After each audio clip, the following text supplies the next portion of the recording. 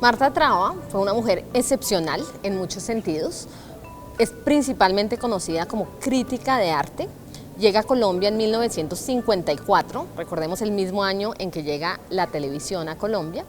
Ella había nacido en el año de 1923, es decir, llega apenas de 31 años y se lanza a través de varios medios que incluyen la televisión, los primeros programas de televisión, a hacer crítica de arte, a contar la historia del arte de una manera novedosa que va a atraer un público enorme, que la va a volver en una figura muy conocida.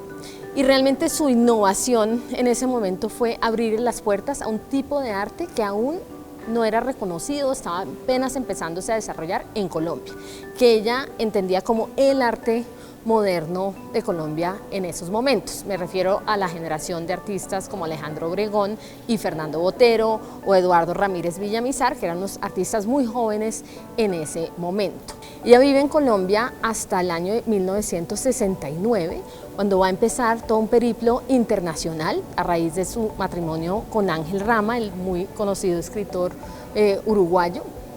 Van a vivir entre Uruguay, Venezuela, Estados Unidos y el último año de sus vidas en Francia hasta 1983, hasta el año en que mueren juntos en ese trágico accidente en Madrid cuando venían hacia Colombia, uno de los muchos eventos en los que ellos participaban.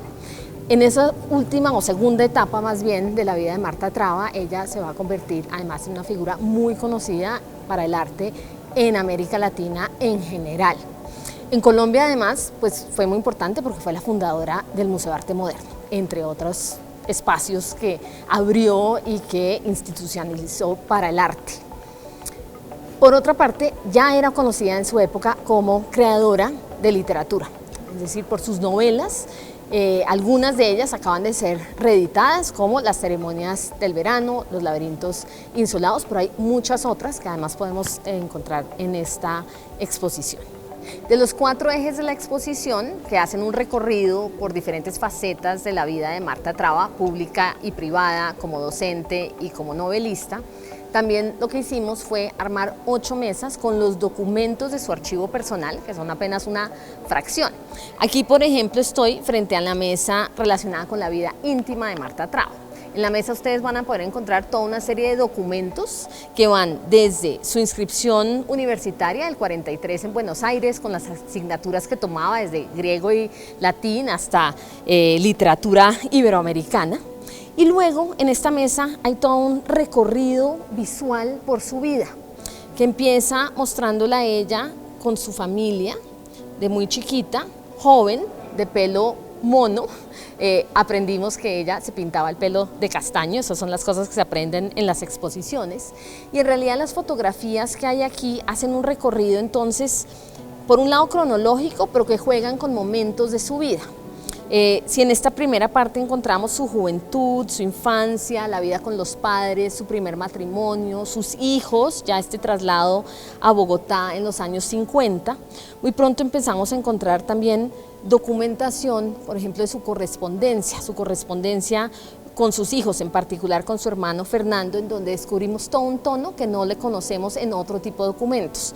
Por ejemplo, muy amorosa, muy cariñosa, pero también reclamándole al hijo porque no le ha escrito todo lo que ella esperaría. Claro, unas vidas marcadas también por la distancia, se dirige al hijo como pajarito maldito o gran día de fiesta porque le llegan 2 cartitas idolatradas del odiado. Y al mismo tiempo en esta sección entonces encontramos fotografías yuxtapuestas de ella como madre con sus 2 hijos en diferentes etapas de su vida.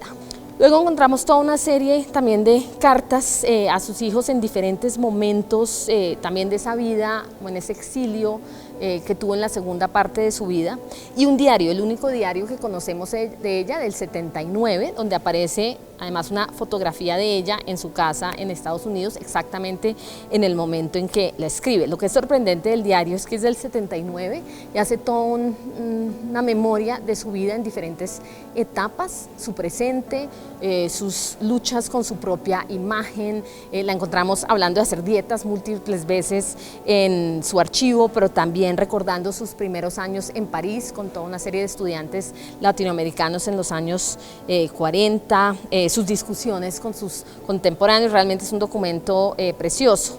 Y terminamos con un grabado póstumo hecho por José Luis Cuevas, que es un artista que aparece por todas partes en la exposición, incluyendo las obras que funcionan como una constelación en este muro, justamente detrás de esta sección, que eran obras que le pertenecían, y donde en muchas partes de la exposición vamos a encontrar obras de José Luis Cuevas, el artista mexicano, que era también su gran amigo, obras que a veces también eran cartas de correspondencia.